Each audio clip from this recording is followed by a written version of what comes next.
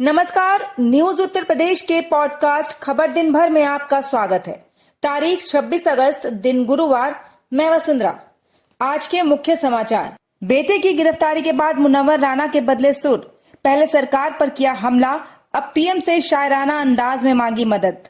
और मेरे रास्ते में जन्नत पड़ रही है, मगर तेरी जरूरत पड़ रही है। देशव्यापी किसान आंदोलन के हुए 9 महीने पूरे। इस मौके पर योगेंद्र यादव ने बताया 15 मार्च तक का मास्टर प्लान। के साथियों से संपर्क करें, अपना रजिस्ट्रेशन करवाएं।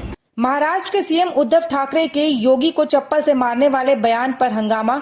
संजय राउत ने दी सफाई।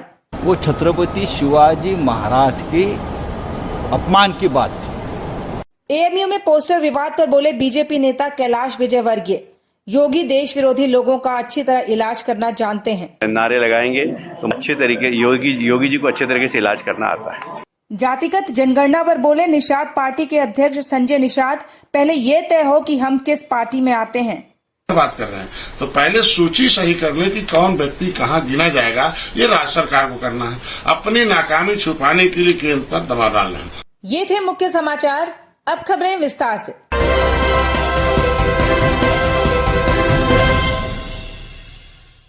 खुद पर हमला करवाकर चाचा को फंसाने के आरोप में बेटे तबरेज की गिरफ्तारी के बाद शायर मुनव्वर राणा काफी उलझन में दिख रहे हैं।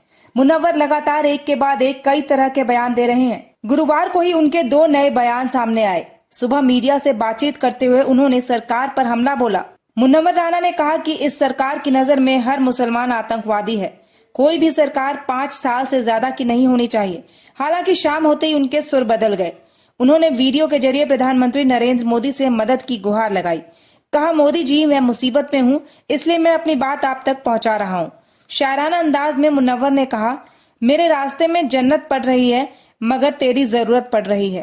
पता नहीं, मुमकिन प्रधानमंत्री तक खबर पहुँच भी गई हो, क्योंकि दुख की खबर दुख तक पहुँच जाती है। लेकिन ये कि मुझे प्रधानमंत्री जी ने जो मेरी मां के मरने पे मुझे खत लिखा था, जाती तौर पर लिखा था,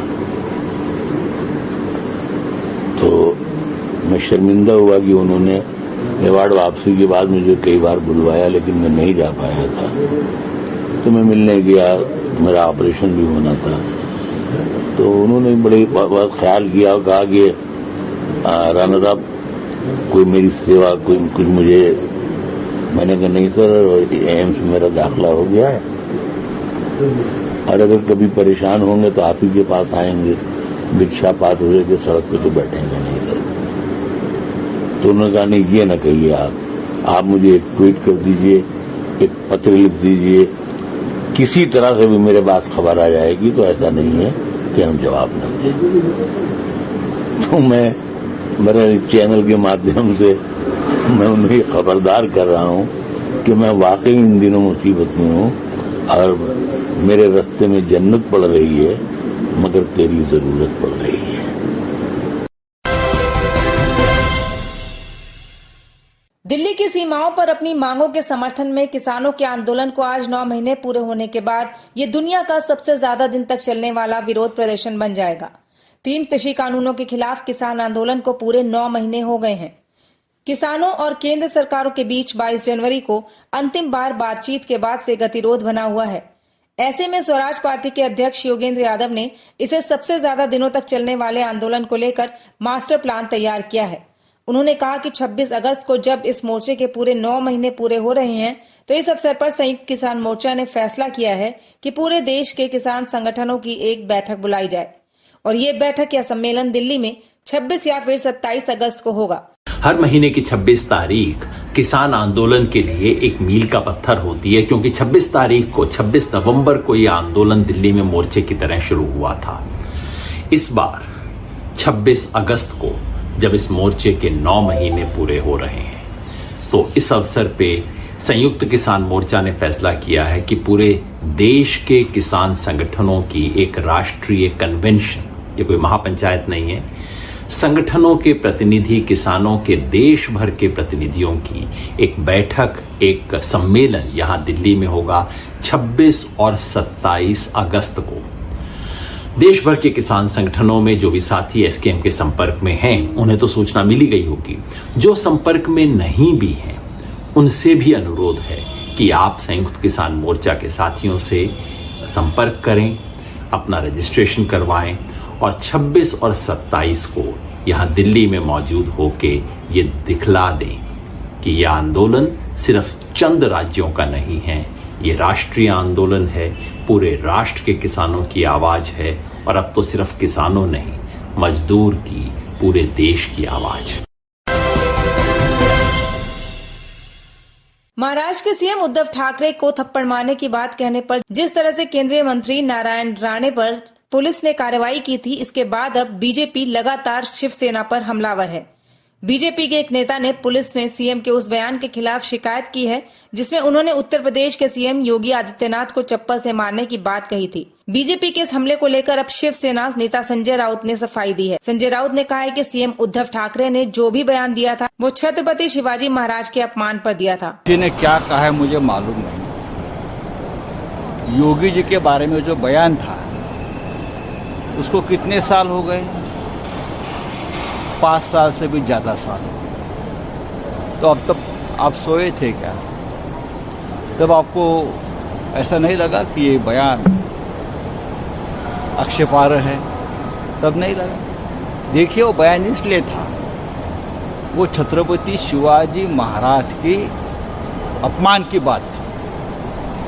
अगर भारतीय जनता पार्टी के लोगों को छत्रपति शिवाजी महाराज का अपमान भी अब अच्छा लगने लगा है तो ठीक है, हमको नहीं अच्छा लगा तो हमने बात की उद्धव जी ने उस वक्त। छत्रपति शिवाजी महाराज को चप्पल पहनकर महाराष्ट्र में कोई फूलमाला नहीं पहना था। यह हमारा रीति रिवाज और परंपरा है, रिस्पेक्ट है छत्रपति शिवाजी महाराज के बारे में। अगर भारतीय जनता पार्टी में जो लोग नए नए गए हैं उनको ऐसा लगता है कि ये महाराज का अपमान नहीं है तो ठीक है, जाहिर कर दीजिए उनको। कौन देखिए, कोई भी बयान देता है उसके ऊपर हम रिएक्ट करना ठीक नहीं है। सरकार केंद्र सरकार है, कैबिनेट का एक मंत्री यानी सरकार नहीं होती। अगर महाराष्ट्र और केंद्र सरकार में कुछ कम्युनिकेशन करना है तो हम मोदी जी से करेंगे, प्रधानमंत्री जी से, हम अमित शाह जी से करेंगे, हम राष्ट्रपति से करेंगे। कोई भी उठता और बात करता है सरकार के बारे में, ये ठीक नहीं है और हम उनके ऊपर ज्यादा ध्यान भी नहीं देते।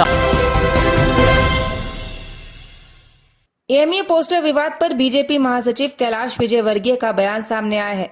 एएमयू पोस्टर विवाद पर बीजेपी महासचिव कैलाश विजयवर्गीय का बयान सामने आया है। दरअसल यूपी के पूर्व सीएम कल्याण सिंह के निधन के बाद अलीगढ़ मुस्लिम विश्वविद्यालय में पोस्टर लगाए गए और उस पोस्टर को लेकर विवाद जारी है और इसी को लेकर कैलाश विजयवर्गीय ने कहा है कि इस तरह की मानसिकता पूरे देश में कहीं न कहीं काम कर रही है, चाहे वो जेएनयू में देश विरोधी नारे लगे हों या फिर बंगाल यूनिवर्सिटी में भारत तेरे टुकड़े होंगे के नारे लगे हों। उन्होंने कहा कि ये सब मोदी जी के विकास रथ को रोकना चाहते हैं। साथ ही कैलाश विजयवर्गीय ने कहा कि योगी देश विरोधी लोगों का अच्छी तरह इलाज करना जानते हैं। ऐसे लोग जो देश विरोधी गतिविधियां करेंगे, समाज विरोधी गतिविधियां करेंगे, समाज को बांटने वाले नारे लगाएंगे, तो मोदी जी को अच्छे तरीके योगी जी को अच्छे तरीके से इलाज करना आता है। देखिए, ये इस प्रकार की मानसिकता सारे देश में कहीं ना कहीं काम कर रही है। चाहे वो जेएनयू के अंदर भारत विरोधी नारे लगे हों, चाहे बंगाल की यूनिवर्सिटी में भारत विरोधी नारे लगे हों, भारत तेरे टुकड़े होंगे, हिंसा इंशाअल्लाह, ये वास्तव में मोदी जी के विकास के रथ को रोकना चाहते हैं। इस देश में गरीबी हटाओ के नारे तो बहुत लोगों ने लगाए, पर गरीब की गरीबी किसी ने नहीं हटाई। मोदी जी की योजनाओं से गरीब की गरीबी हट रही। चाहे प्रधानमंत्री आवास योजना हो, हर गरीब का मकान बन रहा है, वो गरीब रामलाल हो या रमजान हो, सबके मकान बन रहे हैं। तो मोदी जी ने हमेशा गरीब की गरीबी देखी है और लोगों ने इस देश के अंदर धर्म के आधार पर और वोट बैंक के आधार पर राजनीति की है। तो मोदी जी का विकास का रथ दौड़ रहा है, पर उसको रोकने के लिए इस प्रकार की मानसिकता वाले लोग अलग अलग शहरों में इस प्रकार की गतिविधियां करते हैं, जिसको कि समाज कभी भी स्वीकार नहीं करेगा और ऐसे लोगों के चेहरे बेनकाब हो रहे हैं।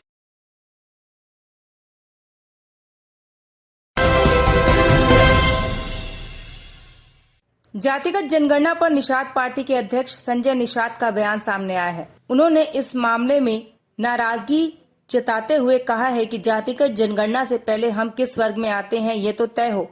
जब तक ये तय नहीं होगा कि हम किस वर्ग में हैं तब तक कोई फायदा नहीं। बात कर रहे हैं तो पहले सूची सही कर ले कि कौन व्यक्ति कहाँ गिना जाएगा, ये राज्य सरकार को करना है। अपनी नाकामी छुपाने के लिए केंद्र पर दबाव डालना है। हम जनगणना के पक्ष में सबकी गणना होनी चाहिए, लेकिन विसंगति तो दूर कर लो। जो पावर आपके पास है, क्यों नहीं राज्य सरकार ये विसंगति दूर करती है? नीतीश कुमार कह रहे हैं कि प्रधानमंत्री से मिले हैं और उनका नतीजा पॉजिटिव आएगा। निश्चित रूप से प्रधानमंत्री ने कह दिया कि भैया जो अच्छा होगा उसे करेंगे। प्रधानमंत्री से भी मैंने ज्ञापन दिया है कि ये विसंगति दूर होनी चाहिए। तो मैं प्रधानमंत्री को धन्यवाद दूंगा ना कि विसंगति दूर करने के लिए समय ले रहा है ना। भारतीय जनता पार्टी कह रही हम जनगणना के विरोध में नहीं है, लेकिन उसमें क्या प्रभाव पड़ेगा तो देखा जाए। तो आखिर ये विसंगतियां दूर हो जाए तब जनगणना होनी चाहिए, पहले होनी चाहिए। भाई ये लोग कहते हैं गिन दो चाहे हमारे पास पिछड़े, भाई ढेर सारे जितने अनुसूचित जाति चाह रहा है, जितने सरनाम हो पिछड़े में डाल रखा। अब इनकी हिस्से हाथी खाती है, साइकिल खाती है, ऐसा कैसे चलता है मालूम। ये विसंगति दूर होनी चाहिए पहले, तब जनगणना होनी चाहिए। विसंगति। दूसरा एक राहुल की हमने 70 साल में जो कुछ भी कमाया है, बीजेपी जो है अब उसको बेचने में लगी हुई है। आज के दिन में राहुल गांधी जी से पूछना चाहते 70 साल सरकार में रहे, ये अनुसूचित जाति की सूची के साक्षर समूह का हिस्सा कहाँ चला गया?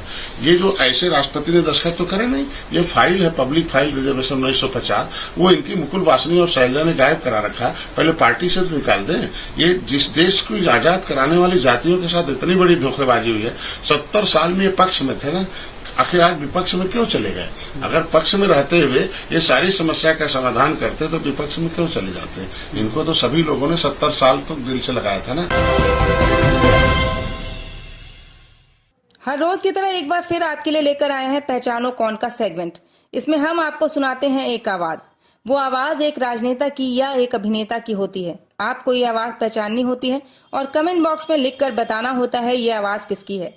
तो सुनिए आज की आवाज और अपना सही जवाब लिख भेजिए कमेंट बॉक्स में।